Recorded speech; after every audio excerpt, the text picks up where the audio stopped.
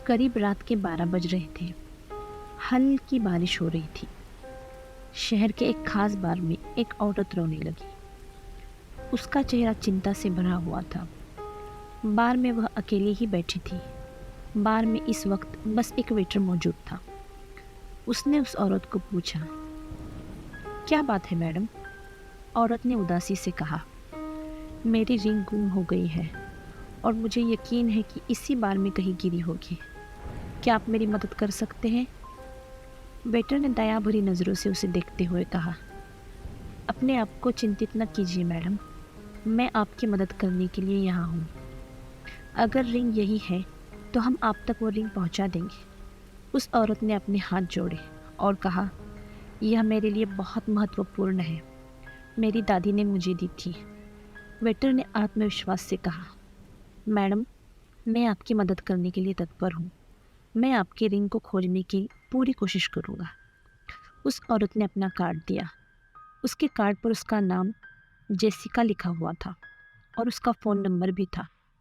Jessica के जाने के साथ 20,000 की लालच में उस वेटर ने अपने आप को संयमित रखते हुए पूरे होटल को छान मारा, लेकिन वह रिंग नहीं मिली। उसने बार की सभी कर्मचारियों से बात की, लेकिन किसी को रिंग के बारे में कोई जानकारी नहीं मिली। वेटर बहुत निराश हो गया। कुछ देर बाद उस बार में एक आदमी आया। वेटर ने उसका वेलकम किया। उसने उससे पूछा, क्या लाऊं आपके लिए सर? आदमी ने कहा, एक विस्की ऑन द रॉक्स। वो वेटर जब उसका ऑर्डर लेकर आया तो उस आदमी के हाथ में वो रिंग थी।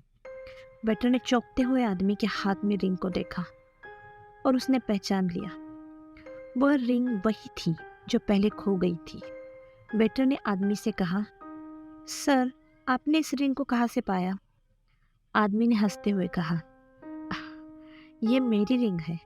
वेटर ने बताया, यह रिंग बार में खो गई थी और उसको ये रिंग खोजने की जिम्मेदारी दी गई है। पर वो आदमी इतनी आसानी से मानने वाला नहीं था। वेटर ने आदमी से कहा, मुझे माफ़ करें सर, लेकिन ये रिंग किसी और की है। अगर आप मुझे ये रिंग दे दो तो मैं आपसे ये ड्रिंक के पैसे नहीं लूँगा। उस आदमी ने जवाब में कहा, कम से कम 1.5 लाख की रिंग है और तू मुझे 200-500 में निपटा रहा है। उस वेटर ने बिना टाइम गंवाए कहा, मैं आपको 5,000 रुपये दूंगा। उस आदमी ने कहा, 15,000। वेटर ने आदमी की पेशकश को सुनते हुए सोचा और कहा, ठीक है, मैं आपको 10,000 रुपये दे सकता हूँ, लेकिन इससे ज़्यादा मैं नहीं दे सकता। आदमी ने सोचा और स्वीकार कर दिया, ठीक है, मुझे 10,000 रुपये मान्य है। वेटर भागते हुए काउंटर के पास गया और आज जो भी प्रॉफिट हुआ था उसमें से 10,000 रुपये निकाल कर उस आदमी को दे दिए। उसने सोचा, अभी 20,000 रुपये मिलेंगे तो इसमें 10,000 रुपये वापस डालकर बाकी 10,000 रुपये मैं अपने पास रख लूँगा।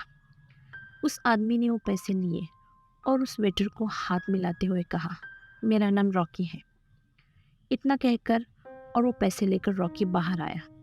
कुछ दूर चलने के बाद उसको जेसिका मिली। रॉकी ने पैसे दिखाते हुए कहा, मैंने कहा था ना, ये चाल हर बार काम करती है। जेसिका ने रॉकी के सामने अपने हाथ जोड़ते हुए कहा, हाँ बाबा, मैं गलत थी, तुम सही थे। लो, मैं अपनी हार कबूल करती हूँ। बेचारे वेटर को 100 रुपये की रिंग 10,000 में पड़ी और दोनों हंसने लगे।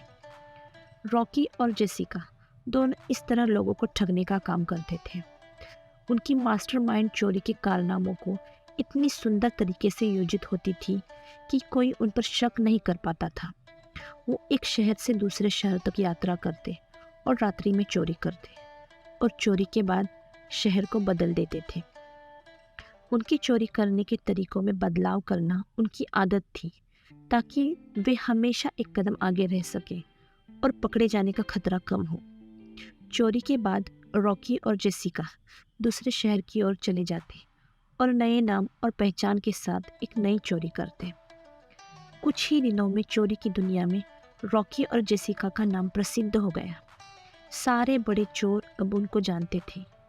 उन सारे बड़े चोरों में एक नाम अल्बर्ट का भी था, जो इस सदी की सबसे बड़ी चोरी को अंजाम देने वाला था। अल्बर्ट चोरी के क्षेत्र में अपनी महानता के लिए मशहूर था। उसके अंदर विचार और कार्रवाई की कला का एक अद्वितीय संयोग था। किसी ने अब तक अल्बर्ट को देखा भी नहीं था, कोई पुलिस रिकॉर्ड नहीं। अल्बर्ट को इस चोरी के लिए नए सोच वाले लोग चाहिए थे। रॉकी और जेसिका ने चोरी के दौरान अपने कौशल्य का प्रदर्शन से अल्बर्ट के ध्यान को आकर्षित किया। अल्बर्ट ने रॉकी और जेसिका को अपने घर बुलाया, जो कि शानदार था। जब दोनों वहां पहुंचे तो उन्होंने अपने आसपास छायाचित्रों, आभूषणों और आदर्श सामग्री को देखा। वे खुशी से चकित हो गए और अल्बर्ट की यही गहरी रुचि और समृद्धि को स्वीकार करने लगे। अल्बर्ट ने रॉकी और जेसिका का स्वागत किया। अल्बर्ट ने रॉकी और जेसिका से उनके कौशल के बारे में विस्तार से पूछताछ की और उनके बारे में अधिक जानने की इच्छा जताई और अपने प्लान की विशेषताओं, लक्ष्यों और कार्यक्रमों के बारे में विस्तृत जानकारी दी और कहा, इस काम को अंजाम देने से पहले आप लोगों को अपने आप को साबित करना होगा। जेसिका ने पूछा, और हम अपने आप को कैसे साबित करें? अल्बर्ट ने गंभीरता से उत्तर दिया, मेरे पास एक डायमंड है जो मैं इस घर में रखूंगा और आप दोनों के पास 3 दिन हैं उसे चुराने के लिए। अगर आपने वो डायमंड चुरा लिया तो मैं आप लोगों के साथ काम करूंगा। आपका टाइम स्टार्ट होगा कल शाम 7 बजे से। अल्बर्ट का प्रस्ताव उन्हें अजीब लगा, लेकिन एक मौका है अपनी कौशल और साहस को साबित करने का। रॉकी ने कहा, हमें मंजूर है। अगले दिन सुबह अल्बर्ट ने उस डायमंड को अपने घर लाने के लिए अपने आदमियों से कहा। अल्बर्ट के आदमी उस डायमंड को कड़ी सुरक्षा में लाने का प्रबंध करने लगे। रॉकी और जेसिका अल्बर्ट के घर पर अपनी नज़र रखे हुए थे। एक काली गाड़ी जिसमें 4 सिक्योरिटी गार्ड्स थे अल्बर्ट के घर से निकली। उस गाड़ी के पीछे जेसिका ने अपनी गाड़ी लगा दी, पर अल्बर्ट का प्लान कुछ और था। वो गाड़ी जाते ही अल्बर्ट ने बड़ी साहसिकता से अपना प्लान बदलते हुए अंजाम दिया। वह तत्परता से अपना वेश बदलकर और ट्रेन पकड़कर उस डायमंड को लेने के लिए निकल पड़ा। इस बीच रॉकी और जेसिका यकीन करते हुए उस डायमंड को पाने के लिए उस काली गाड़ी के पीछे निकल पड़े। अल्बर्ट अपनी नई वेशभूषा में ट्रेन में चादर में छिपे हुए डायमंड को लेकर आ रहा था। उसने अपना वेश किसी भिखारी की तरह किया हुआ था कि तभी एक बूढ़े आदमी ने अल्बर्ट को जोर का धक्का दिया। अल्बर्ट नीचे गिर गया। तुम साले भिखारी, कहीं भी भीख मांगते हो, देखने में तो हट्टे कट्टे लगते हो, कुछ काम क्यों नहीं करते? उस बूढ़े आदमी ने गुस्से से अल्बर्ट से कहा। अल्बर्ट उठा, अपना बैग लिया और चुपचाप ट्रेन के दूसरे डिब्बे में जाकर बैठ गया। कुछ देर बाद अल्बर्ट वो डायमंड लेकर अपने घर आया।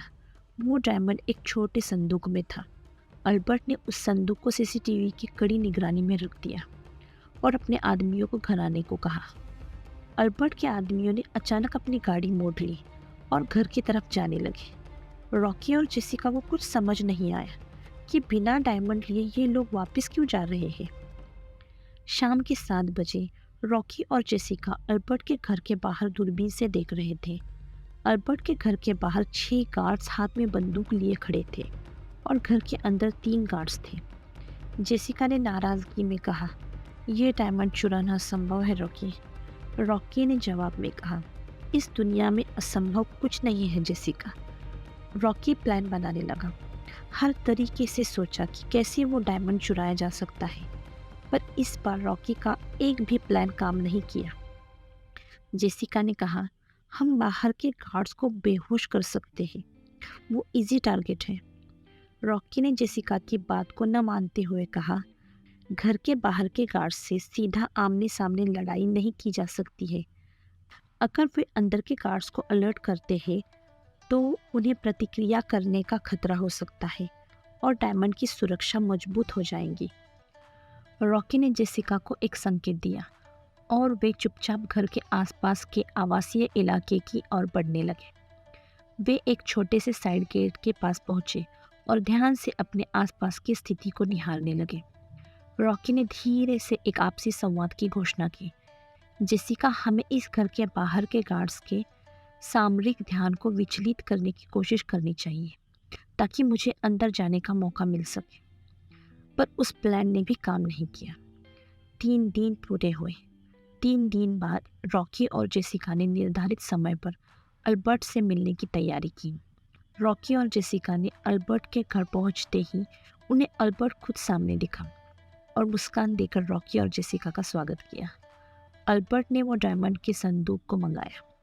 रॉकी ने अल्बर्ट से कहा, चलो अब अगले काम की शुरुआत करते हैं। अल्बर्ट ने कहा, शायद तुम्हारी याददाश्त कमज़ोर है। मैंने कहा था कि अगर तुमने ये डायमंड चुरा लिया तो हम साथ में अगली चोरी करेंगे। रॉकी और जेसिका ने एक दूसरे को देखते हुए मुस्कान दी। उनको मुस्कुराते हुए देख अल्बर्ट को थोड़ा शक हुआ। उसने बिना कोई वक्त गंवाते हुए वो संदूक खोला तो उसमें वो डायमंड तो नहीं था, पर एक चिट्ठी थी और उस चिट्ठी पे लिखा हुआ था, अल्बर्ट तुम हार गए। ये कहानी का फर्स्ट पार्ट था। दूसरे पार्ट की लिंक डिस्क्रिप्शन बॉक्स में है।